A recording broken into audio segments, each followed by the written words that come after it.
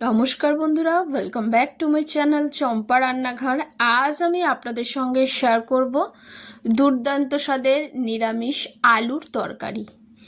প্রতিদিনের রুটি পরোটা খেতে গেলে বাঙালির কিন্তু লাগে একটু আলুর তরকারি, আর সেটা যদি ঘরোয়া উপকরণে খুব চটজলদি বানানো যায় তাহলে চলুন বন্ধুরা দেখে নিই আমার আজকের এই আলুর তরকারির রেসিপিটি। খেতে ভীষণই চটপটা টেস্টি হবে, আর রুটি লুচি পরোটা সব কিছুর সঙ্গে জাস্ট জমে যাবে। তার জন্য এখানে সিদ্ধ আলু নিয়ে নিয়েছি। মেন উপকরণ লাগবে আদা আর কাঁচা লঙ্কা।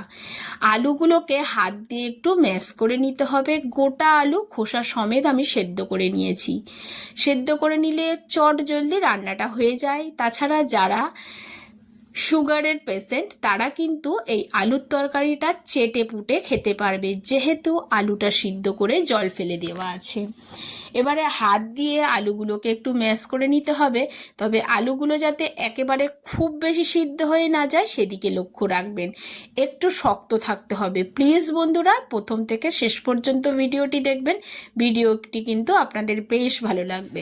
এখন একটা কড়া বসিয়ে দিয়েছি, কড়ার মধ্যে দিয়ে দিয়েছি সর্ষের তেল। রান্নাটা করছি সর্ষের তেলে, আর খুব কম তেলে কিন্তু রান্নাটা হয়।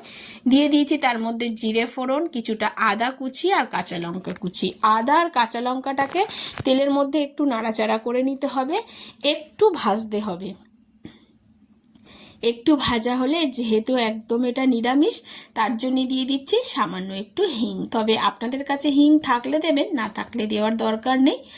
আর দিয়ে দিচ্ছি এর মধ্যে কিছুটা টমেটো কুচি। হিংটাকে একটু তেলের মধ্যে নাড়াচাড়া করে নেওয়ার পর এখানে দিয়ে দিচ্ছি একটা ছোট সাইজের টমেটো কুচি। টমেটোটাকেও তেলের মধ্যে একটু নাড়াচাড়া করে নিতে হবে। প্লিজ বন্ধুরা, আমার এই ছোট্ট চ্যানেলে আপনাদের সাপোর্ট আর সাহায্যের খুবই প্রয়োজন। প্লিজ পাশে থাকবেন আর সাপোর্ট করবেন। এখন এর মধ্যে দিয়ে দিচ্ছি একটু হলুদ গুঁড়ো। হলুদ গুঁড়োটাকে দিয়ে একটু নাড়াচাড়া করে নেব।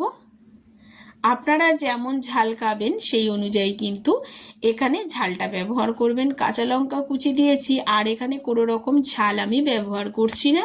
আপনারা চাইলে আপনাদের পছন্দ মতো দিয়ে দিতে পারেন। এবারে দিয়ে দিচ্ছি যে আলুগুলোকে গ্রেট করে রেখেছিলাম, সেই আলুগুলো, যে আলুগুলোকে হাত দিয়ে ম্যাশ করে রেখেছিলাম। দেখুন, এবার আলুগুলোকে খুব ভালো করে তেলের মধ্যে দিয়ে একটু নাড়াচাড়া করে ভাজতে হবে। এখানে কোনো রকম কাশ্মীরি লঙ্কার গুঁড়ো আমি ব্যবহার করিনি, শুধুমাত্র কাঁচা লঙ্কার কুচিতেই ঝালটা আসবে। তবে আপনারা চাইলে এখানে কাশ্মীরি লঙ্কার গুঁড়ো বা এমনি ঝাল লঙ্কার গুঁড়োটা ব্যবহার করতে পারেন। এবারে কড়ার মধ্যে একটু নাড়াচাড়া করে নিয়েছি। দেখুন, ঘেঁটে যায়নি আলুগুলো, প্রপার সুন্দরভাবে একটু হালকা করে ভাজা হয়েছে। যখন আলুর বেশ কাঁচা গন্ধটা চলে যাবে তখন এর মধ্যে দিয়ে দিতে হবে লবণ। লবণটা দিয়ে আবারও একটু নাড়াচাড়া করে নিচ্ছি। নাড়াচাড়া করে নেওয়ার পর এতে দিয়ে দেব পরিমাণ অনুযায়ী জল। যেমন আপনি ঝোলটা রাখবেন, তবে এটা একদম গা মাখা মাখার থেকে একটু ঝোলঝোল থাকলে খেতে বেশ ভালো লাগে। ঝোলটা কিন্তু সেদ্ধ আলুর জন্য ধরুন একটু ঘন ঘন থাকবে। এবারে দিয়ে দিচ্ছি পরিমাণ মতো গরম জল। এখানে অবশ্যই করে গরম জল ব্যবহার করবেন বন্ধুরা, ঠান্ডা জল একেবারে নয়। গরম জল ব্যবহার করলাম। এবারে ঝোলটাকে আমি ফুটতে দেবো আলুর সঙ্গে। এখন এটাকে 5 মিনিট মতো ঢাকা চাপা দিয়ে রান্না হতে দেবো। ততক্ষণ এটা রান্না হোক, এদিকে আমি আর একটা মশলা বানিয়ে নেবো। নিয়েছি কড়া বসিয়ে নিয়েছি। কড়ার মধ্যে দিয়ে দেবো গোটা জিরে, গোটা ধনিয়া, গোটা মৌরি, গোলমরিচ, আর দিয়ে দেবো এখানে গোটা গরম মশলা। গোলমরিচের ঝালও একটা ঝাল হবে, তার জন্য আপনারা ঝালটা বুঝে শুনে ব্যবহার করবেন। এবার এই গোটা মশলাগুলোকে হালকা নাড়াচাড়া করে নেওয়ার পর এর মধ্যে তেজপাতা দেব আর শুকনো লঙ্কা দেবো।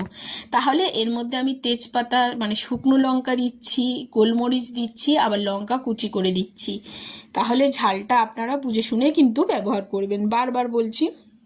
এবারে এই গোটা মশলাগুলোকে নাড়াচাড়া করে এটাকে সাইডে সরিয়ে রেখে এটা গুঁড়ো করে নিয়ে আমি ফিরে আসব।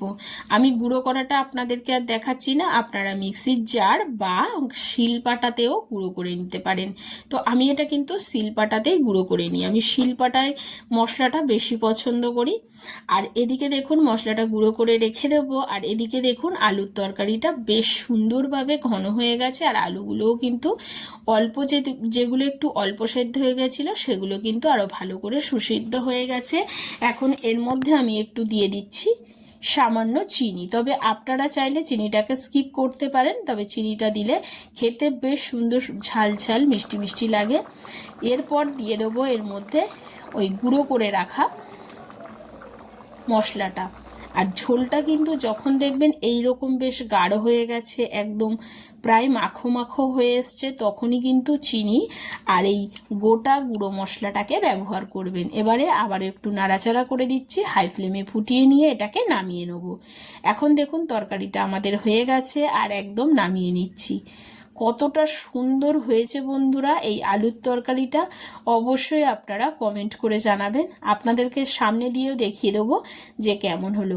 আশা করছি আমার আজকের এই ভিডিওর রেসিপি আপনাদের ভালো লেগেছে। যদি ভালো লাগে অবশ্যই একটা লাইক করবেন, শেয়ার করবেন, আর কমেন্ট করে জানাতে ভুলবেন না বন্ধুরা আপনারা কোথা থেকে আমার ভিডিওটি দেখছেন। নমস্কার বন্ধুরা, সুস্থ থাকবেন আর ভালো থাকবেন। আজ এই পর্যন্ত, আবারও দেখা হয়ে যাবে অন্য কোনো নতুন ভিডিওর সঙ্গে। তবে সামনের সোমবার বা অনেকেই শুক্রবার করে থাকেন, যেহেতু শ্রাবণ মাস, সেক্ষেত্রে কিন্তু লুচি পরোটার সঙ্গে এই রকম আলুর তরকারি থাকলে আর কি চাই বলুন তো, জাস্ট অসাধারণ খেতে লাগে। আজ এই পর্যন্ত, সামনে দিয়েও আপনাদেরকে তরকারিটা দেখি, একেবারে পাতলাও না আবার খুব ঘনও না, এই রকম মাঝারি আলুর তরকারি বেশ টেস্টি লাগে বন্ধুরা।